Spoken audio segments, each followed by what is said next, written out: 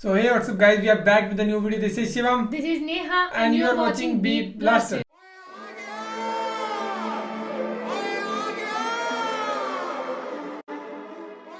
So आपके लिए finally यार मतलब आपके लिए लेके आ गए हैं उमर सीरीज पार्ट 1। हम भी देखने लगे उमर सीरीज और बहुत ही ज़्यादा मैसेजेस आ रहे थे। बहुत भाई लोगों के ये मैसेजेस आ रहे थे कि आप देखते नहीं हो, हमारी बात नहीं मान रहे हो।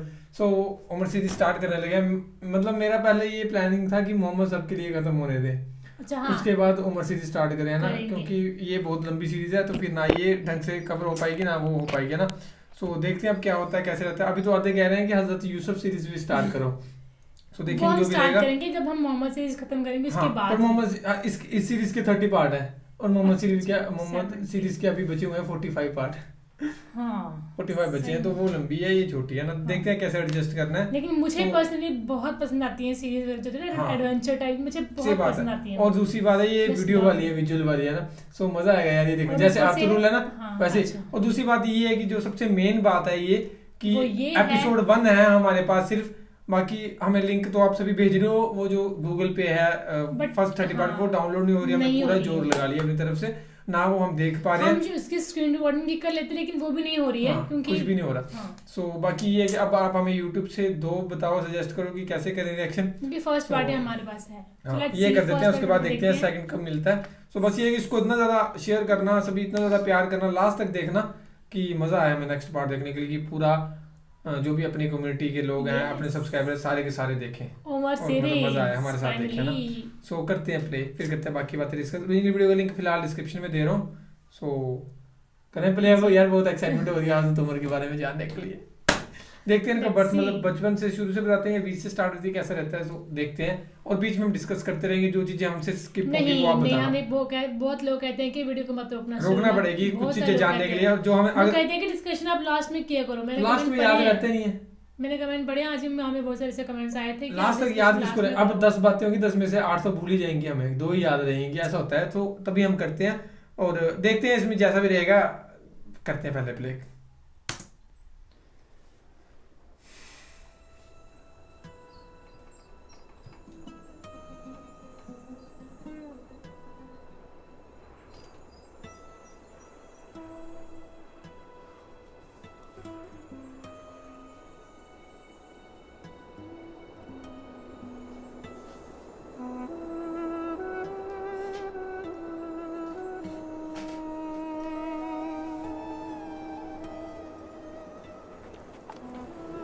क्या हम यहाँ रुकेंगे या अमीरुल मोमिनीन? आप कुछ परेशान हैं या अमीरुल मोमिनीन? मैं शुक्रगुजार हूँ। अमीरुल मोमिनीन कौन था? I don't know। अब हमें यही नहीं, थोड़ी चीजें यहाँ पे हम जहाँ के उस मालिक का जो मेरी आजमाइश ले रहा है। बेशक वो सबको नाम तो हमने सुना है बहुत बार। बेशक वो एक है और उसका कोई शरीक नहीं। वो जगह देख रहे हो? पहले मैं वहां ऊंट चराया करता था। मेरे बाबा एक तंग दिल और सख्त मिजाज के इंसान थे। गलती ना होने पर भी बहुत ज्यादती करते थे। मगर आज मैं ऐसे मुकाम पर हूं जहां मेरे और मेरे खुदा के बीच में कोई नहीं है।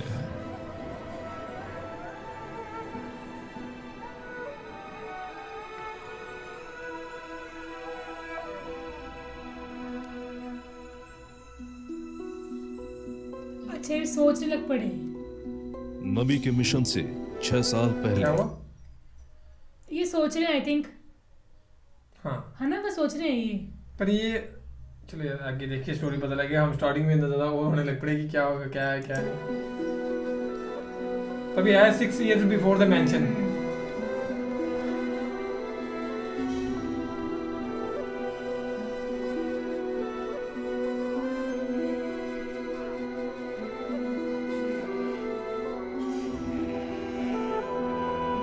ये उम्र लग रही है ना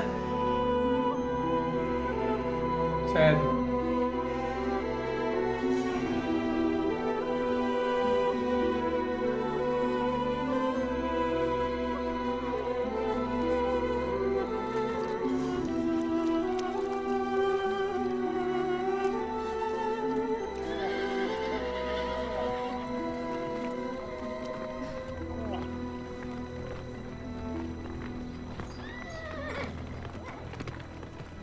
नौजवान, क्या हम अपने प्यासे घोड़ों को यहाँ पानी पिला सकते हैं? कौन हो तुम लोग? हम खुजा कबीले से हैं।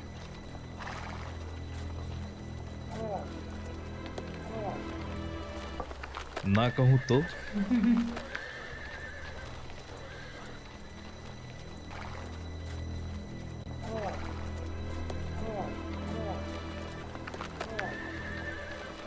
तो हम यहाँ से चले जाएंगे, शायद कोई नेक इंसान हमारी मदद कर दे। जब मैं अपने ऊँटों का कारवां यहाँ से ले जाऊं तो तुम अपने घोड़ों को पानी पिलाने के लिए ले आना। एक नेक दिल इंसान नरम दिली को पसंद करता है। इस नेक इंसान का नाम? उमर उमर इब्न अल खत्ताब। कुरैश में कौन सा कबीला? तुम्हें कैसे पता कि मैं कुरैश कबीले से हूँ? मेरी आंखें धोखा नहीं खा सकती। हदिया कबीले से। बहुत नेक लोग हैं। अभी ये स्टार्टिंग हुई है, अभी जो फिर इनकी शादी होएगी, इनकी बेटी होगी, फिर जाके हुजूर से होएगी, है ना। मतलब बहुत दूर का भी सफर है। उमर की पूरी स्टोरी है ना।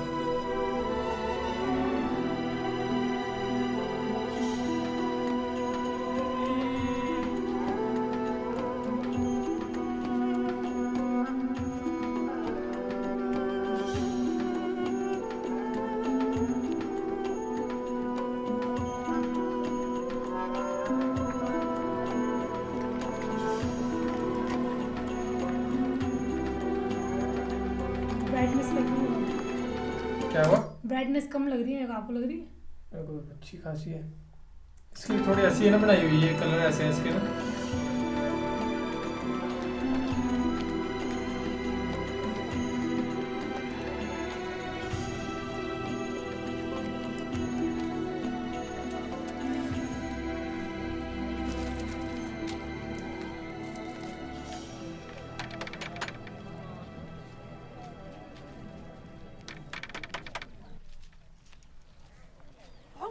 मैं आपकी जरूरत के मुताबिक कुछ लकड़ियां ले आया था।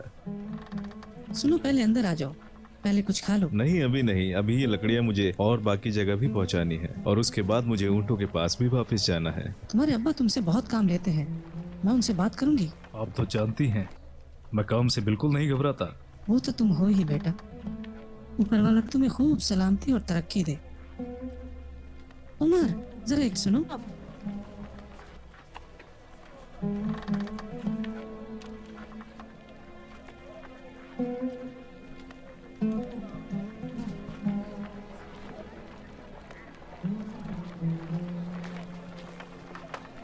ये कुछ खजूरें हैं, रख लो, रास्ते में तुम्हारे काम आएंगी।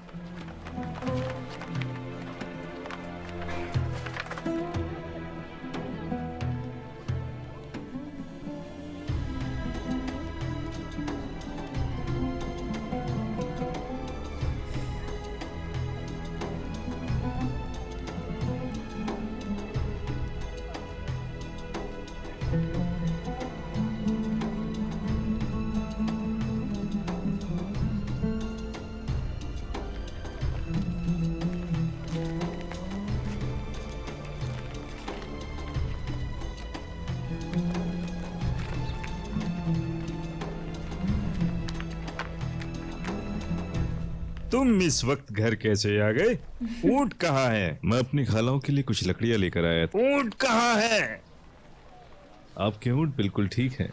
क्या ऊँटों से पहले आपको मेरे बारे में नहीं पूछना चाहिए? आपका अपना बेटा? अगर मेरे ऊंट ठीक है तो मेरा बेटा भी ठीक है।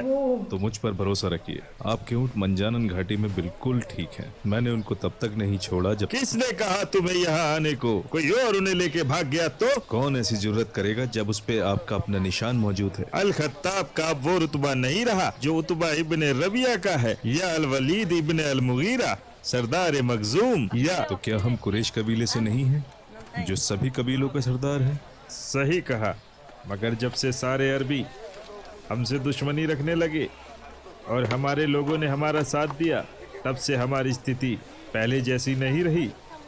अब ऐसा रुतबा या तो हाशिम कबीला या मखजूम कबीला या जुम्मा कबीले का है।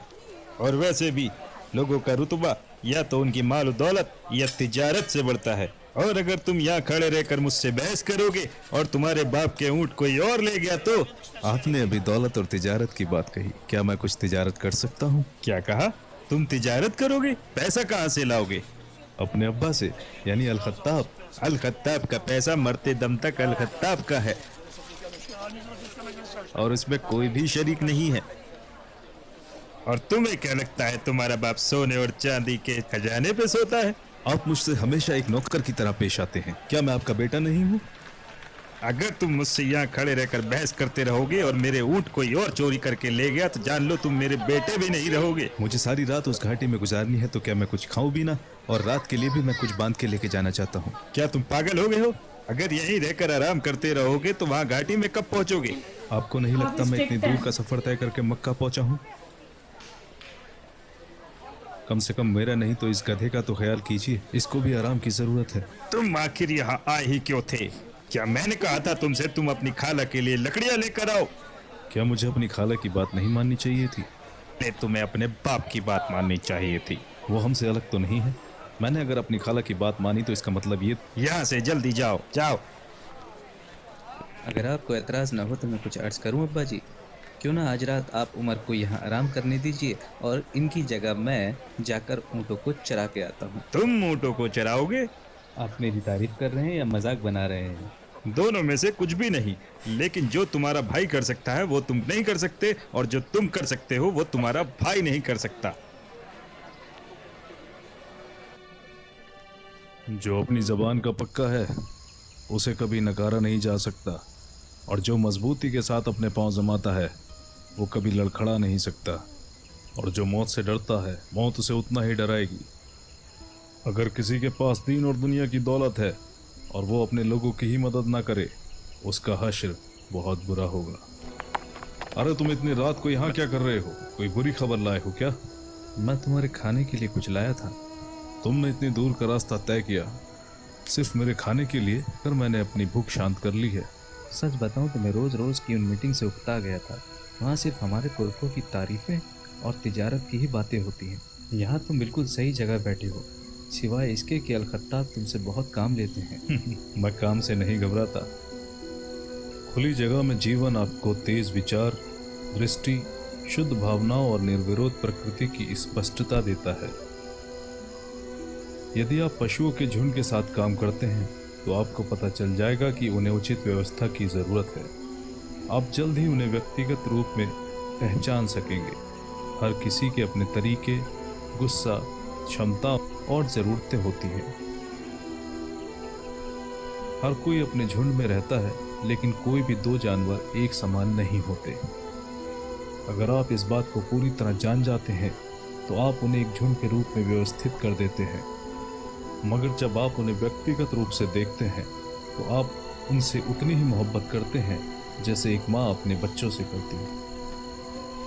हालांकि अगर ये एक झुंड पर लागू होता है तो ये कानून लोगों पर भी लागू होता है।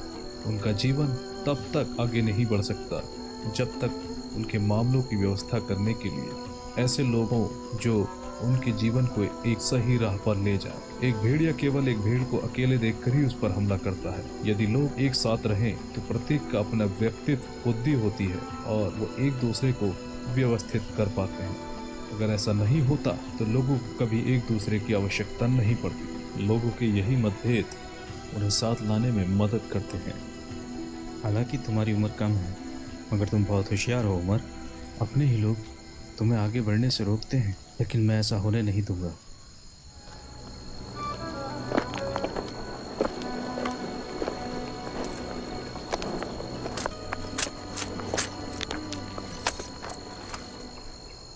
ये क्या है? तुमने कहा था ना तुम्हें तिजारत करना पसंद है। कुरैशियों का एक कारवां सीरिया जा रहा है। जाओ उनके साथ और अपने सपनों को पूरा कर। और जब तुम वहाँ से वापस आ जाओ तो मुझे उनके महलों, खेत खलिहानों और खूबसूरत लड़कियों के बारे में बताना।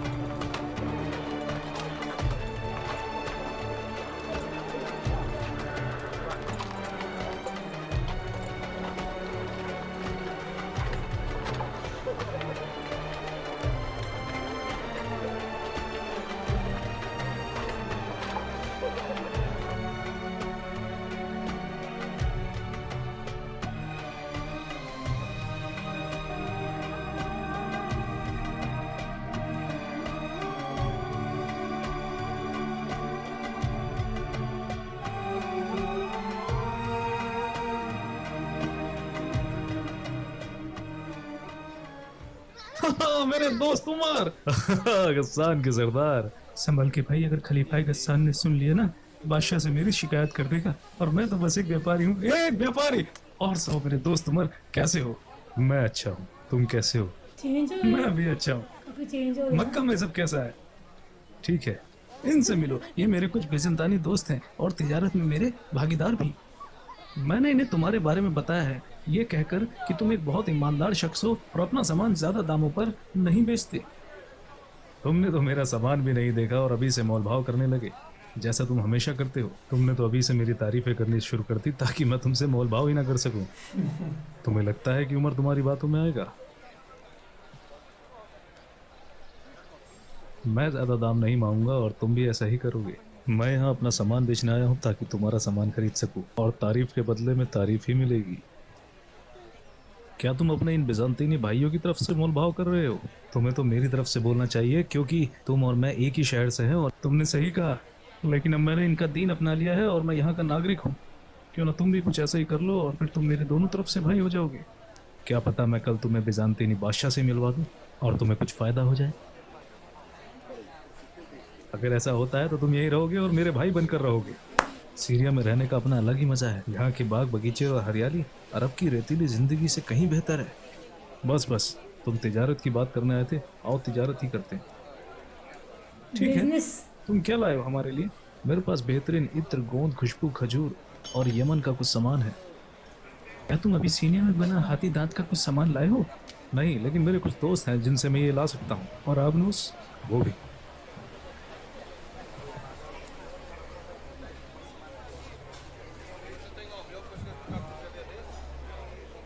जैसा मैं कहता हूँ वो सामान तुम अपने दोस्तों से इकट्ठा करो और बदले में मैं तुम्हें उस पर ज़्यादा मुनाफा दूंगा, लेकिन ये बात तुम्हारे और मेरे बीच में ही रहेगी। क्या हुआ? मैं तो तुम्हारे फायदे की बात कर रहा हूँ। तुम चाहते हो कि मैं अपने दोस्तों को धोखा दूं और खुद फायदा कमा लूं, जबकि ऐसा करके तुम अपने ही लोगों को फायदा पहुंचा रहे हो। ओके। ऐसा करके तुम सारा माल इकट्ठा कर लोगे और उसे मन चाहे दामों पर बाजार में बेचोगे। मैं सिर्फ हक की बात करता हूँ, और मैं इस बात का भी ख्याल रखूंगा कि मेरा कोई दोस्त तुम्हारे साथ इस तरीके से सौदा ना करे।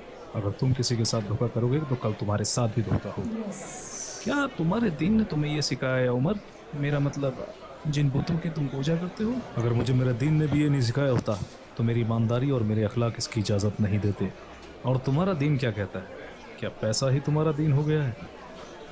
और एक अरबी होने के नाते शुरू से ही ऐसे नहीं है ना? गई, या उसे भी बेचकर खा गए जब से इन बिजांतीनी लोगों से जुड़े हो। मुझे लगता है सीरिया में आने से अरबी लोग मुझसे जलने लगे हैं। हमारी हुकूमत अरबों पर भी है और हम सबसे ताकतवर लोग हैं। तुम अपना ये रोब अपने ही लोगों पर दिखा रहे हो, जबकि बिजांतीनी लोग तुम पर अपना रोब जमाते हैं और वो जब चाहे जैसे चाहे तुम्हें अपने तरीके से इस्तेमाल करते हैं। क्या उन्होंने अपनी हुकूमत में कोई तुम्हें ओहदा दिया? हम तुमसे कैसे जल सकते हैं? जब तुम्हारा काम खत्म हो जाएगा तो मैं तुम्हें दमस्कस ले जाऊंगा और वहाँ के हसीन नज़ारे देखकर तुम वाकई मुझसे जलने लगोगे।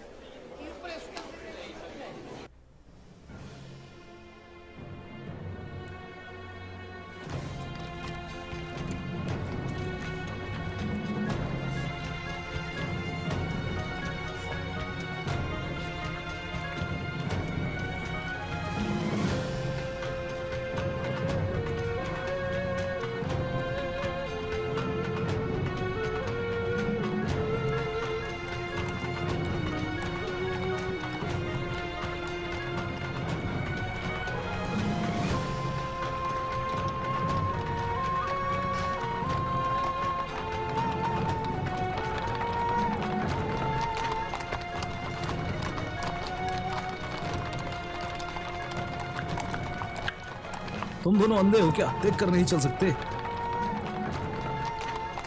तुमने उससे कुछ कहा क्यों नहीं? वो एक बिजंतीनी सिपाही है। ओह, अब मैं समझा मुझे तुमसे क्यों जलना चाहिए।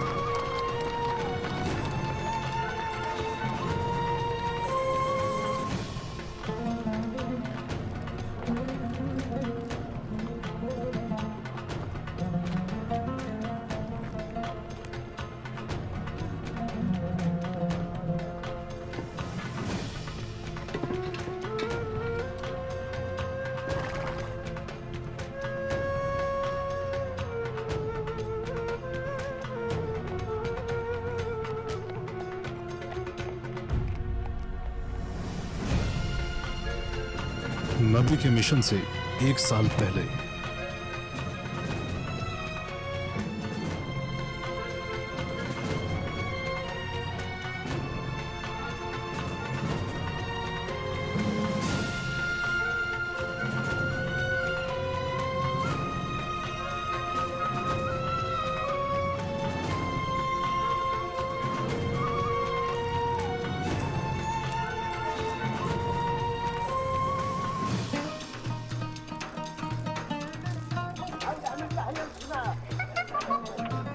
ये चीजें, ये सब बहुत पहले से चलता आ रहा है ना। कौन सा? ये सारे काम जो भी कर रहे हैं अभी तक, मतलब लोग करते हैं इस काम को, तो कितनी पहले से ये काम है। वाह भाई।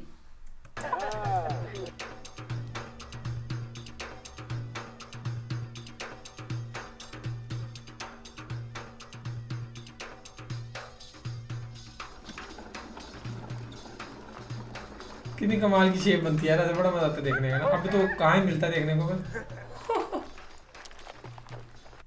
क्या 10 दरहम?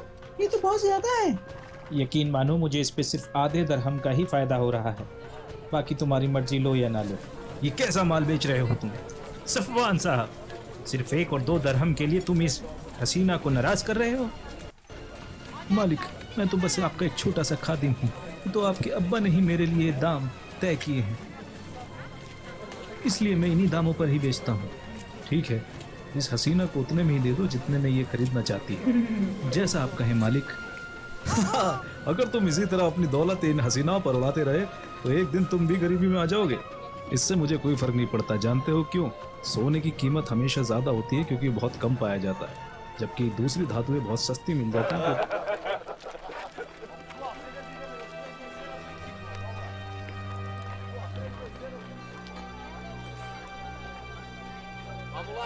ए कुरैश के लोगों, ए कुरैश के मालिकों, देखो मेरे साथ यहाँ बेईमानी हो रही है, कोई तो मेरे साथ इंसाफ करो। क्या हुआ भाई? सैयद बनी आमिर, ये शख्स मेरे साथ बेईमानी और धोखा कर रहा है, वो भी आपके होते हुए। अल्लाह तआला का वास्ता, मैंने कुछ भी नहीं किया। मूसा की कसम, इसने किया है। हजरत मूसा, इसने मुझसे पिछले साल खजूरें और जौ खरीदी थी और कहा कि मेरे पास पैसा नहीं है लेकिन अगले साल चुका देगा। और जब इस साल मैंने इससे अपने पैसे मांगे तो ये देने से मना कर रहा है। अब आप ही फैसला करिए कि मैं क्या करूं। ये इंसान तो मेरा हक मार रहा है। इससे माल लेकर मैं अपने घर चला गया और ये अपने शहर यथरिब लौट गया। लेकिन घर जाकर जैसे ही मैंने अपने माल को देखा तो मुझे पता चला कि इसने तो मेरे साथ धोखा किया है। इसने साफ सुथरी और ताज़ी खजूरें तो ऊपर लगा रखी थी और नीचे देखा तो पता चला कि सड़ी गली खजूरें हैं जो सिर्फ जानवरों के खाने के लायक थी। मुझे बहुत नुकसान हुआ। मूसा की कसम, ये झूठ बोल रहा है। जब हमारे बीच सौदा हुआ था तो खजूरें बहुत ही बढ़िया थी। इसने सही से उनकी देखभाल नहीं की होगी, इसीलिए वो गल गई। इसमें मेरी क्या गलती है? अब्दुल्ला, अगर ये गरीब नहीं दे सकता तो इसे हमारी तरफ से पैसे लौटा दो।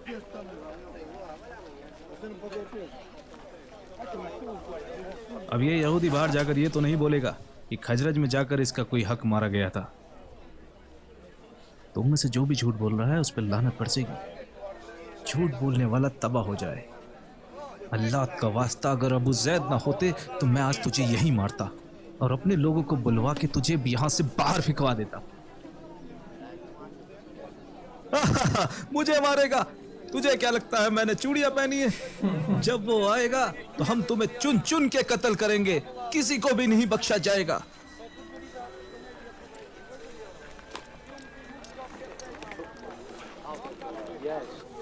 वो किसकी बात कर रहा था? कौन आएगा?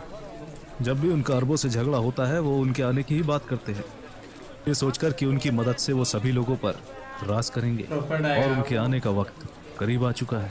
क्या पागल आदमी है। यही था इसका बोलने का मतलब कि जब भी ऐसे झगड़ा होता है तो वो बोलते हैं कि वो आएगा, नबी आएगा, नबी आएगा, तो इसका मतलब प्रोफेट मोहम्मद ही आएंगे। सो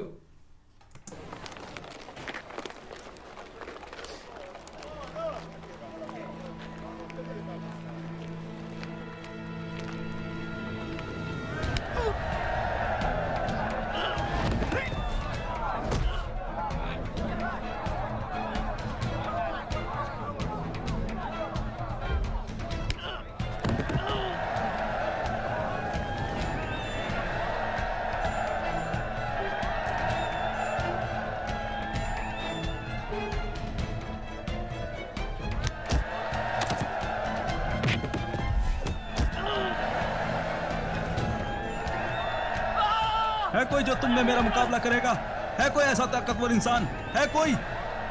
उमर जाएगा। जाओ उमर को बुला कर लाओ।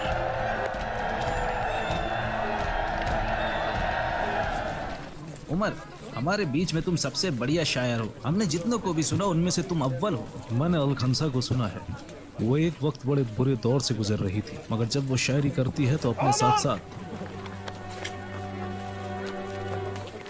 आखिर तुम मिल ही गए। जाओ उसे दिखा दो कुरैश क्या कर सकते हैं, उससे तुम्हारा कोई मुकाबला नहीं। हाँ उमर, जाओ जल्दी जाओ, दिखा दो उसे।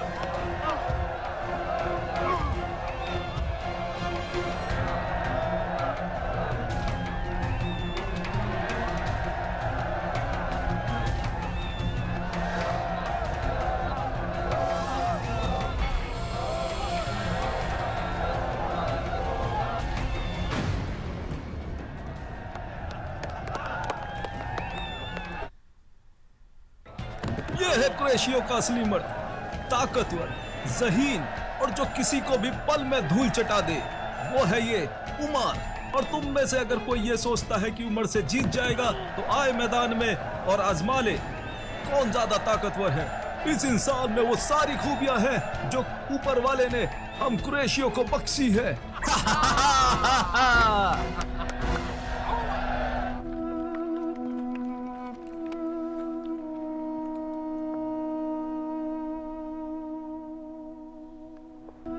ऐ मेरे रब,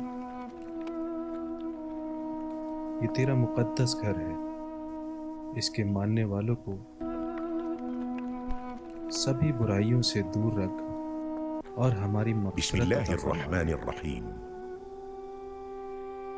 इक़रा बिस्मि रब्बिकल्लज़ी खलक़, खलक़ल इंसान मिन अलक़। इक़रा व रब्बुकल अकरम, अल्लज़ी अल्लम बिलक़लम, अल्लमल इंसान मा लम यअलम। सदक़ल्लाहुल अज़ीम। चचा बराका इब्न नौफल, आपको घर बुलाया गया है। तुम तो अबू तालिब के बेटे अली हो ना?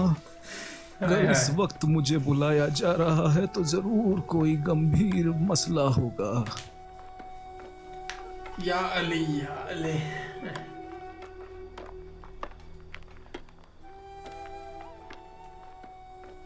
क्या खदीजा ने तुम्हें बताया कि वो इस वक्त मुझे क्यों बुला रही है? हम देखेंगे आज उन्हें ना। हैं?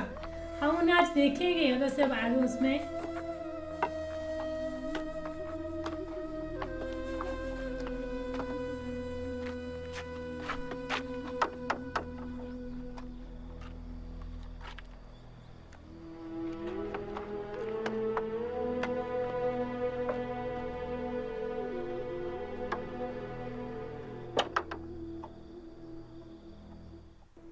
अगर तुम मुझे सच बता रहे हो तो ये वही फरिश्ता है जो मूसा पर भी भेजा गया था। जो भी ऊपर वाले का वो फरमान लेके आया है, लोगों ने उसकी खिलाफत की है। मैं दुआ करूंगा कि ऊपर वाला मुझे इतनी जिंदगी बख्श दे कि मुश्किल की उस घड़ी में मैं तुम्हारे साथ रहूं।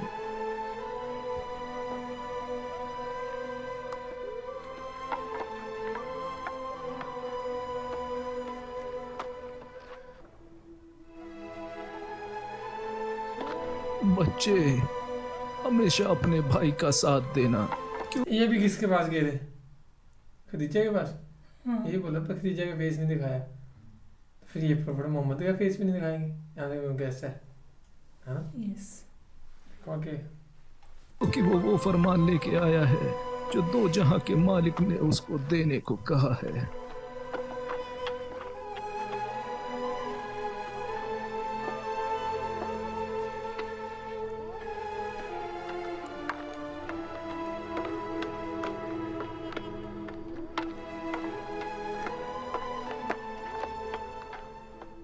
लगता है अभी जाते जाते बहुत कुछ देखना बाकी है।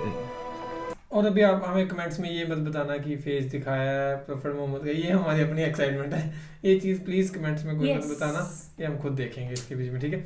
सो बाकी जो हमें चीज़ें समझ नहीं आ रही है थोड़ी बहुत ना, जो हमसे पूछ रहे हैं आपसे, वो आप हमें बताते जाना, बाकी हम खुद देखते जाएंगे ना, अदरवाइज फिर सारी एक्साइटमेंट ख़राब हो जाएगी ना।